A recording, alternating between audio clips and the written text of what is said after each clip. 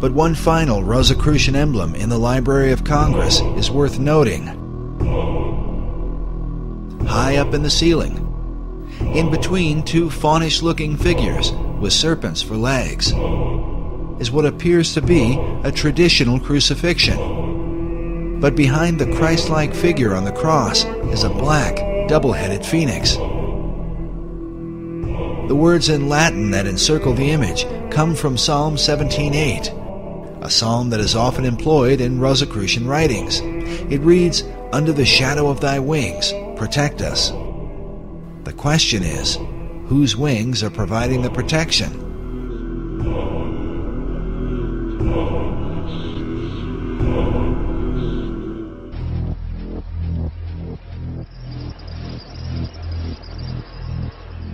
Beginning in the 1980s, a belief has slowly taken over the world. That neoliberal globalization, with its built-in self-regulating mechanisms, would finally do away with old institutions like the state and the military, and would usher the planet into an era of relative peace and prosperity. Free trade will bring on a Great Depression. 9/11 and the current economic crisis have shown that belief to be largely a myth.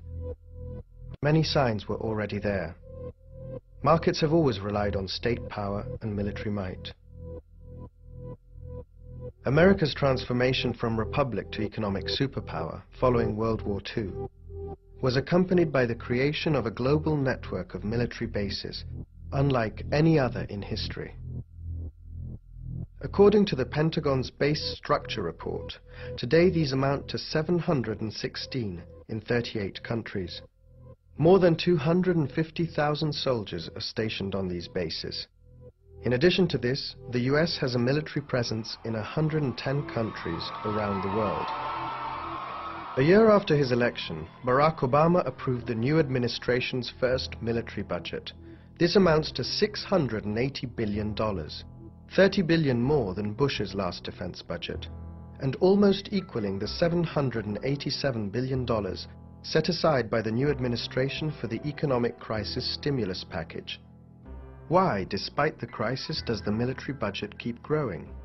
Are crises and military expansion related in some way?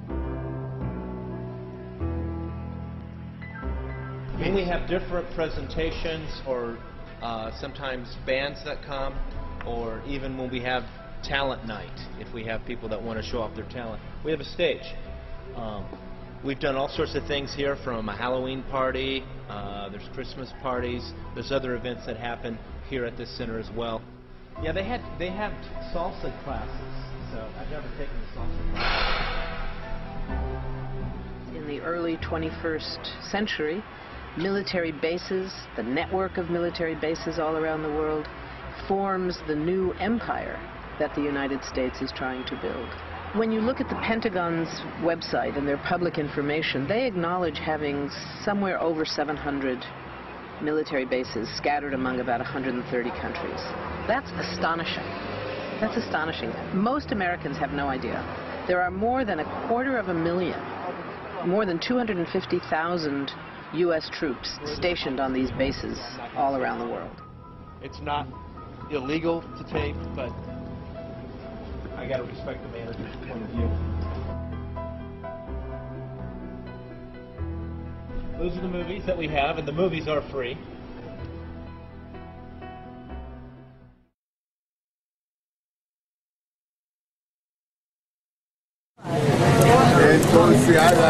Bringing in the morning couch in a quiet resort on Ecuador's Pacific coast, a scene common in any Latin American port town.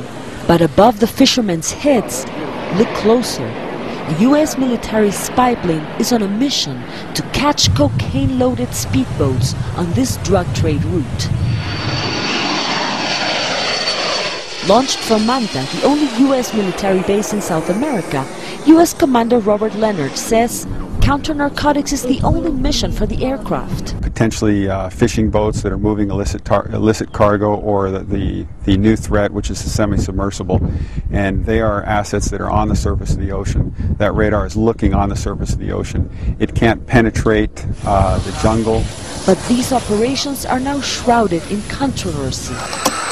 the attack by Colombian forces on a rebel camp in Ecuador has raised questions of whether these spy planes provided information for the attack, something the U.S. commander here denies. Here at Full Monte, that has nothing to do with our mission, and we had nothing to do with what happened then.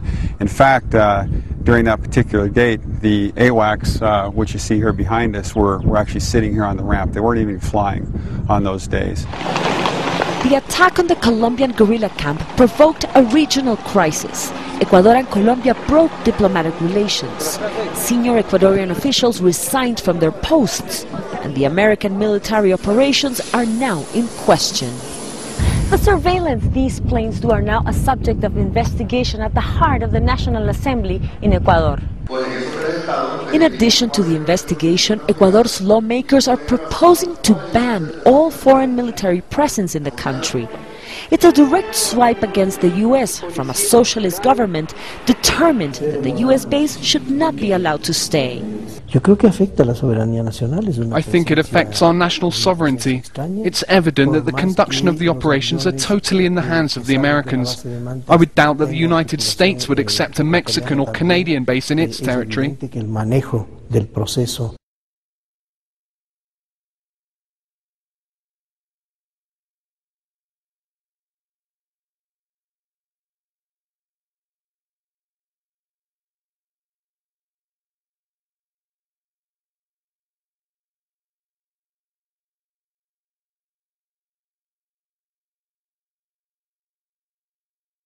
Failed attempt to overthrow Ecuadorian President Rafael Correa has ignited new claims that the U.S. is still in the business of putting in and taking out Latin American presidents. From Venezuela to Haiti to Honduras, coups involving the United States might not seem like anything new to some people, but could the emergence of leftist governments actually challenge the dominance the U.S. has enjoyed in Latin America? Ecuadorian President Rafael Correa has returned home after that failed coup. Thousands of police took to the streets of Quito yesterday, fired up about a new law that they believed would jeopardize their benefits. Hundreds of military troops came to the rescue of President Correa in a standoff with police that lasted an hour. Several were injured and 2 died, but as the chaos and turmoil unfolded, the mainstream media barely touched the story. Tom Murphy is a blogger for the Huffington Post. He joins me now from Philadelphia, Pennsylvania to talk more about this. So, Tom, this incident has dramatically affected not just Ecuador, but the entire continent of South America, really. A group of South American presidents had an emergency meeting in Argentina and pledged their military support to President Correa. And all the State Department in Washington has said is that they're, quote-unquote, monitoring the situation closely. What's your take? Why is the media and the United States at least outwardly ignoring this? For the past 50 years, Japan has relied on the U.S. military to maintain regional security. But growing protests over the American base on the island of Okinawa has tested this alliance. Now Prime Minister Yukio Hatoyama's leadership is in question after reneging on a promise to remove the base. I wonder if you would address the withdrawal of the American military bases in Saudi Arabia, what the real story was there. It seems to me that when Osama bin Laden listed his demands, his number one demand was the departure of American bases from his homeland. Yes. I think Israel was number 4 or something of his demands. And very soon after 9/11, the American bases left. Yes, very good point. It goes back to the geography. I mean, all the Americans were up here in the east, but because of the way Saudi Arabia was pulled together, it was possible for Osama bin Laden to say they are in the Holy Land. Sort of talk, I mean, obviously troublemaking, as if they were in Mecca and Medina. The Americans and the Saudis were very careful to keep on that side. But this to